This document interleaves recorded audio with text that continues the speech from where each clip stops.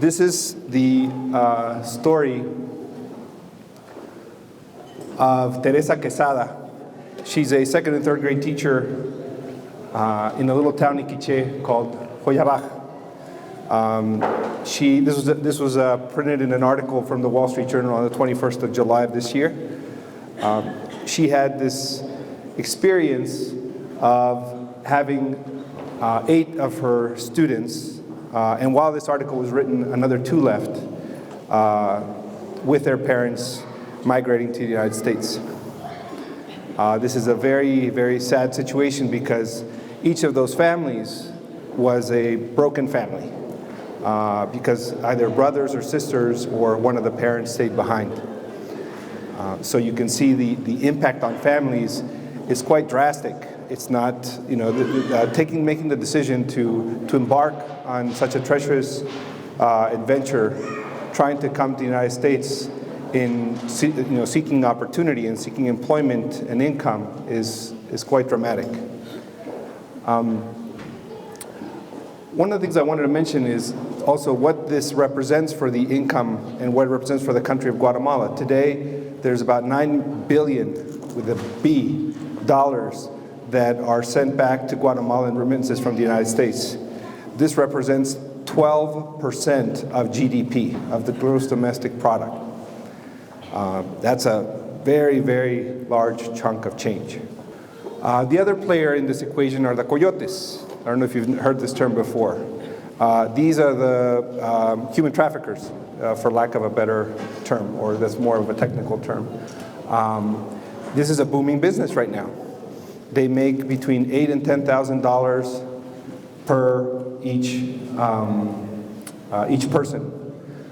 They do provide a discount nowadays if you are traveling with a child, because it's easier to get in now and there's less risk to cross into the U.S. if you're traveling with a child, and that's part of the current circumstances of what's driving this very quick and fast pace of migrants to the United States.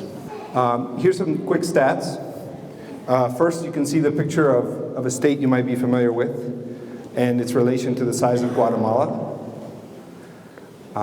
The bars on the left-hand side, upper left, the blue bars, that represents from the last 4 years the growth or lack thereof of GDP per year. So it's going in the wrong direction. To give you a comparison, the state of Utah in the last 5 years has grown by 15%. Guatemala hovers in the best of years around 3.8%, and the last couple of years has been a little bit over 2% growth. The number of homicides is 25 homicides for every 100,000 inhabitants. That actually has dropped drastically in the last couple of years, last 10 years. It used to be twice as much. We used to have nearly 50 people per 100,000 that were suffering from homicides.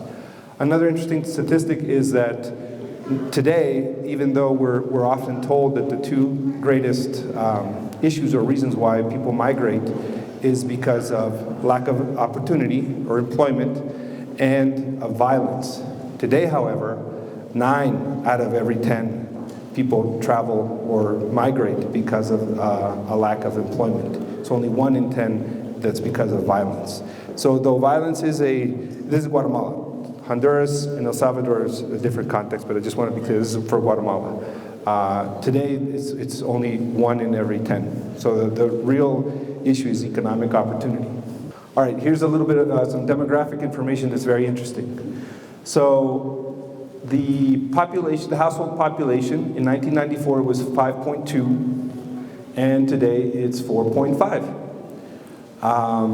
Now, if you do a little bit of analysis and you see also the distribution of age group, it's a very, very sharp pyramid. If you studied economics at all, you know that when you have that kind of distribution, age distribution, that's also an indication of very large families, a very high birth rate. And what's happened in the size of a household. And by the way, the statistics for the household is from last year's census, 2018. Where did all those people go? You have a pyramid here that shows a very high birth rate, and then you have smaller families. So what's happening? Where are they going? They're coming here. They're traveling to the United States. General stats on population, latest census dropped from what they were expecting. It was supposed to be closer to 16 million, and we're not even at 15 million. You have a population growth of 1.8%, but again, it's not taking into account the people who migrate. You have a median age of 22.5 years. Income per person, people who migrate is 2.4 persons per thousand. Population that live below the poverty line is 53%. This particular statistic is mind-blowing. I don't know if you can read it, but the 54.4% that's on the lower corner, that's the percentage of the population who warm and cook with wood. They don't have electricity, they don't have gas, wood. That's over half the population. All right, let me switch a little bit here just to give you some quick theory, because it gives us some good context. Any of you have seen or heard of the private and public spheres? This is a concept that Abraham Kuyper, who was a Dutch minister at the beginning of the last century, developed. And basically what it says is, there's a public sphere and there's many private spheres. What are things in the private sphere? Family, education, health, economy or business, sports, culture, music, arts. All those are private spheres. Why? Let's take education, for instance. Well, when we're born, the first place we're educated is in our home by our parents. And that's the way it was until about maybe close to 185 years ago. That was the way it had always been. And it was our parents who decided how and where we were going to be educated. And today, part of what's happened, and I go to the slide or the image on the left, is we've had an incursion of the public sector into the private. And so now we have family is somehow influenced by the public sector, and we have sports influenced, and we have work and business and food. And so we have all this intermission of the private sphere in of the public sphere in the private sphere. All right? The classical liberal system dictates that they should be separate.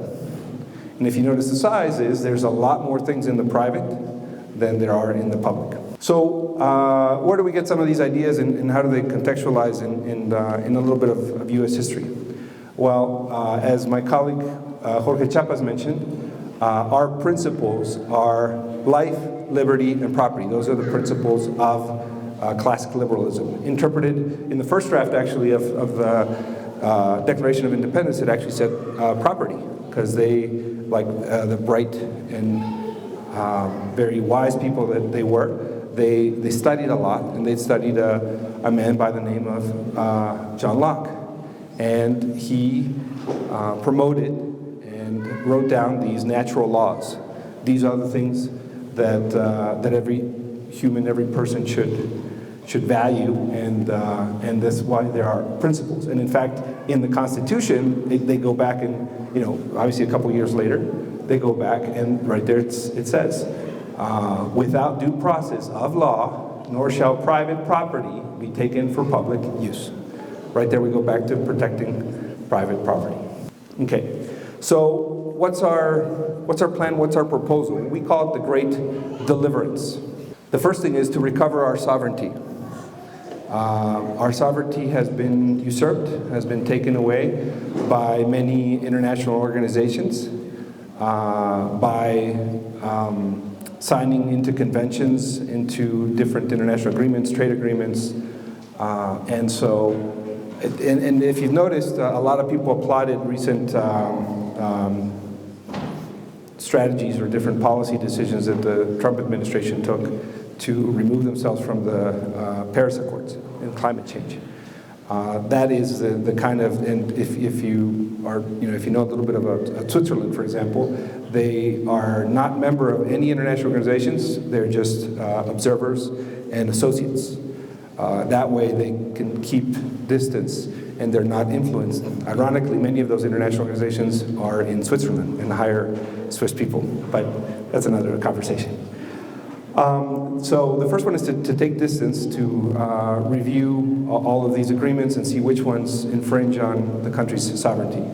The second is to deregulate, is to remove laws that provide privileges, either political, as in favoring specific minority groups or special interests, and also economic, that remove tariff barriers, taxes, and different types of licenses that block the ability for people to freely trade. And the last is the implementation of the 5 reforms. And I'll touch on these in the next couple of slides. How do we interpret those principles and how do they translate into actual restructuring of government? The first is to have a limited government, and it's only going to do 3 things, and it does these very, very well. So the first is security. We're talking here about public safety, and we're talking about national defense. Things that are gravely, gravely lacking in today's Guatemalan context. The second is justice, true justice. Have strong, well-funded, well-resourced, very capable courts and attorney general's offices.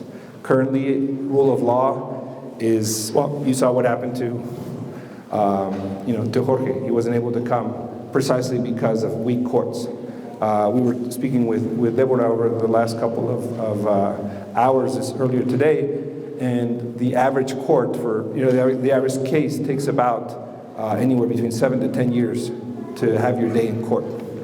The presumption of innocence, which is a basic human right, doesn't even apply. If somebody takes some kind of claim against you, you're first held, and you can be held for several years before you see your day in court. You may be acquitted, and yet you spent all that time in jail. So the idea is for justice to be greatly strengthened. And the lastly is the public works, to basically have very good and solid infrastructure. Part of what is, part of why all those Guatemalans are migrating and coming to the United States is because they can't get their products to market. All right, the next is free markets, truly free markets. Markets without barriers, markets where you can freely trade. You don't require enormous amounts of licensing and permits and special certificates to be able to trade with someone. It's also the elimination of customs and customs unions. So basically you can do free and uninterrupted international commerce. Also the role of the courts and of the police to protect and enforce contracts among 2 parties or the parties that are part of a particular business transaction that's taking place. And lastly is no government enterprises. The business of government is not to be in business. They're not a for-profit entity. They're not even a non-for-profit entity. They're a public and a government entity. And they need to focus on what I was presenting in the last slide.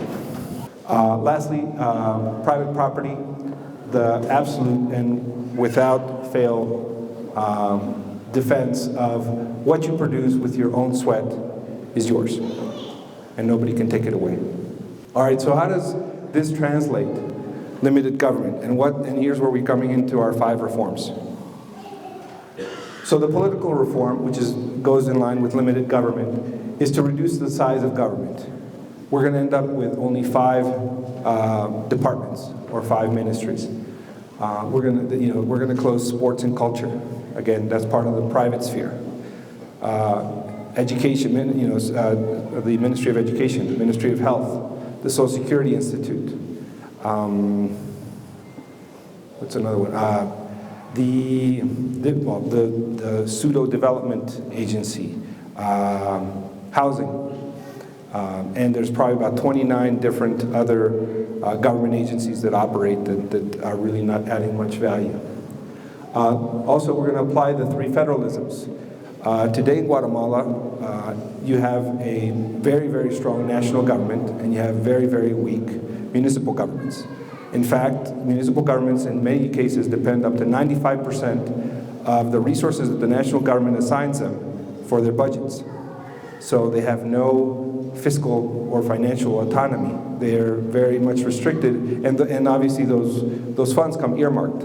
They're going to come and they're going to be used for the projects and the priorities that the national government determines, not for what the municipality really needs. So you have a very strong lack of representation of what the interests of the actual people in the communities are. We're going to simplify drastically the taxes. We're going to implement a tax that's called the tax of the 3U. It's unique. There's only one. It's uniform. Everybody pays the same rent. And it's universal. Everybody pays it. The other thing is, rather than having a centralized tax collections agency, which is how it operates today, and tax collection primarily is in Guatemala City and 2 or 3 of the larger metropolitan or larger cities in the country, the idea is to decentralize this and have the municipalities do the tax collection. And then they send it up to the departments, which is equivalent to the states, and then it comes up to the national level. So it's a bottom-up approach of how you collect and pay taxes. Obviously, if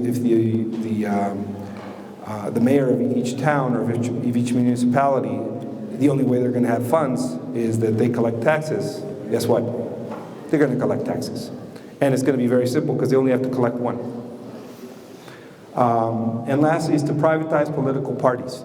Today there's a great deal of government oversight and regulation in how people can organize to set up a political party. You have probably, I think the last time I looked at it, it was something close to 76 specific regulations that require different types of permits, different types of forms of organization, who can be part of your party. They have to be certified and vetted, and all of this by a government agency. So obviously political participation is rather difficult. All right, so how does free markets, what response do we have to that in terms of the 5 reforms? So the first reform was a political reform. The second reform is the economic reform. Again, the idea is to deregulate and take away all laws. The book that Jorge mentioned was Las Leyes Malas, the bad laws, and we have a catalog of over 17 different main categories and 50 subcategories of laws that need to be changed and removed and eliminated. Second is to eliminate barriers, particularly allow the gray economy, which today is upwards of 70% of the national economy, to standardize and participate. What happened with all these people? They can't grow their companies because they work and live and do business in what's referred to as the gray economy or the informal economy. And so they have no access to credit. They have no access to be able to find financing, to find partners, to find investment, to grow, to create employment. So the idea is to simplify the system so that they can be allowed to participate. Again, it's where the part of the deliverance is to return all these freedoms to the citizenry. That's one of the main messages I want to try to get across tonight. The whole premise is to return people's liberties. Liberties have been taken away by government and by the system, and the idea is to return these to the Guatemalans. And the last is to strengthen the currency and return to the gold standard. There's a lot of other premises like a balanced budgets and correct and fiduciary use of funding, but I won't go into those right now. All right, so we know that in education, competition breeds excellence. Right now, there's a national monopoly on education in Guatemala, like in many Latin American countries. In the United States, thank goodness, you have usually county or municipal school boards that decide curriculum, decide if a director or a teacher is doing a good job, and they can make changes. Here, you not only have direct action and influence. I mean, if any of you wanted to go and speak with somebody at the school board, you go to the meeting, you ask for some time to speak, and you usually within 1 or 2 meetings at most, you're going to get a chance to talk. Well, here there is no municipal, there's not even a statewide, there's a national Ministry of Education. And they decide what you're going to learn, when you're going to learn it, and how you're going to learn it. And by having that large system and having a very strong union, 99.7% of the national budget goes towards salaries, paying teacher salaries. So the ministry opens new schools, provides some kids with food, fixes desks, paints schools with 0.3% of the budget. So, does that breed excellence? So what's the education reform? And for some people, this is a really nasty word. Privatize it. And what do we mean by privatize it? We mean provide and turn over all infrastructure to the current school teachers, the administrators, the cleaning staff, and as private property. This is part of their compensation, their severance package, and then they can do with it as they wish. And the idea is that they go out into the marketplace and compete in equal conditions, in fair conditions, with all the other education institutions. And what's going to that do? That's going to add the competition aspect of this. And it's going to breed excellence. Those who provide a good service, those who provide good education, will attract students and would grow, and those who do not will end up closed. How are we going to do this? And how do we take care of those most in need? Because we do have a population, as you saw, probably close to around 50%, that probably can't afford to pay for a school. They're going to get school vouchers, and we're going to flip the economic equation on its head. Right now, the supply side, the government provides, very poorly, the supply side of education. The idea is to flip it and have it be subsidized and drive the demand. So what about health? Again, competition breeds healthier citizenry. And it's very similar. Privatize. Again, give doctors, administrators, nurses the ownership of the current infrastructure and let them compete. And flip the equation on its head and provide vouchers for those who have a need and cannot afford to have health insurance or pay for their own insurance. By the way, the vouchers program is only while they're poor, because when we implement the first political and the second economic reforms, the idea is we're going to have an explosion of growth and we're going to have a real development of a middle class. And as soon as they're no longer poor, they'll be able to afford those services. And lastly, what do we do about retirees? Again, privatize. Today, the only pension program that they have is very small. It's called the Instituto Guatemalteco de Seguridad Social, IGS. It's a social security system. It's different than it is here. It provides both health and pension. But it's only for those who are in the formal sector and are employed. Of that population that we saw, 70% is in the informal sector. Guess what? That's 70% of people who are not part of the system. And of those that are in the formal system, there are only about 30%. So let's say that's about 17% or so that are actually part of the system. And the idea is to provide them with vouchers, and they can choose if they cannot afford to save and to contribute to their pension system or service of their choosing. They can, the idea is that they'll have vouchers to do that. And again, the idea, all these, if you notice, all these ideas and all these principles is to return liberties to citizenry and have them choose where they want to receive education and where they want their kids taught, where they can receive health services, and where they can retire or save. So how do we do this? What's the plan? Because this is a big challenge. We have basically 3 large stages. We're currently, and that's why it's got an orange sort of highlighted block around it, we're currently in stage 1, which is building leaders. We want to identify and educate leaders in different communities and build first a group of solid leaders across the country of 600, and then through a cellular program, building cells, get it to 24,000. From there, we're going to move to creating a strong base. Jorge mentioned FOPRA, which is training, organization, propaganda, recruitment, and political activism.